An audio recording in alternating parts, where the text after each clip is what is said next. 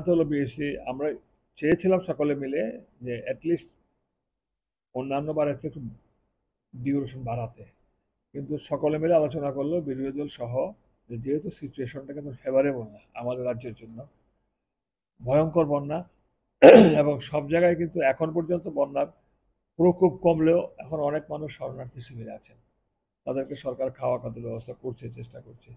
এমত অবস্থায় যে এটাকে 4 দিন 5 দিন নেওয়াটা সমীচীন হবে না বলে সকলে সহমত পোষণ করেছেন। এবার 3 দিনই হবে, 4, 5, 6। এর মধ্যে ভেরি ফার্স্ট ডে অর্থাৎ প্রথম দিনেই এটা বন্যার উপরে ন্যাচারাল ক্যালামিটিস, বন্যা কিংবা ল্যান্ডস্লাইড সব কিছুর উপরে একটা আলোচনা হবে, বিশেষ আলোচনা হবে প্রথম দিনই এটা। এবং এটাকে এই জন্য হাউসের যে সময় আছে বিকেল 5টা পর্যন্ত, তার থেকে সময় বাড়িয়ে নেব আমরা, এটা 2-2.5 ঘন্টা হবে, সব প্রয়োজন 3 ঘন্টা হতে পারে, মেনলি বন্যাকে কেন্দ্র করে। 3 দিন হবে, 4, 5, 6। আসবে আসবে কিছু কিছু বিল আসবে, হ্যাঁ কোশ্চেন আনসার থাকবে, তো আছে সব সিদ্ধভাবে, বিল থাকবে, তারপরে ওই যে আমাদের যে ইয়েগুলো আসে রেফারেন্স, কলিং অ্যাটেনশন, এগুলো আর এগুলো পরে এগুলো আসবে, কত নেবো বলেনি, কটা বিল আসবে। না না না না, এটা হাউসে জানতে পারবেন। হ্যাঁ আমি বলছি আপনাদের, কিন্তু কি কি বিল আসবে বলবো না, কটা বিল আসছে বলবো। আপনারা হয়তো জেনেও গেছেন কিংবা জানবেন।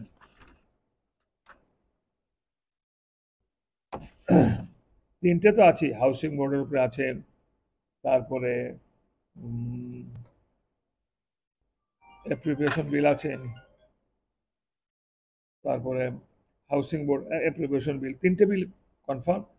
আরেকটা আসবে, কতগুলো আসবে বিধায়কদের জন্য, যেমন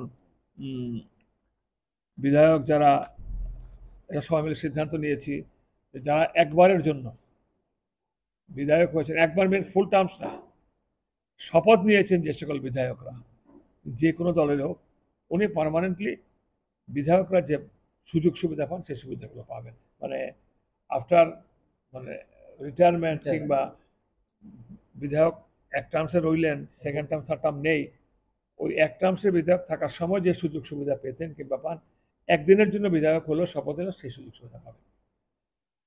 বেসরকারি বিল জানবেন, বেসরকারি বিল এখন পর্যন্ত মনে হয় নেই।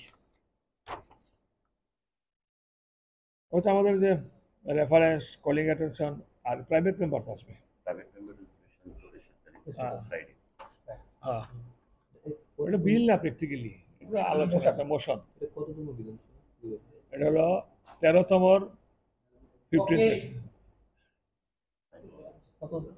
13তম বিধানসভার 15তম অধিবেশন, না 15তম বিধানসভার 13তম অধিবেশন নাকি চতুর্থ। Subscribe to Tripura Info and press the bell icon so that you never miss any latest updates and news on Tripura.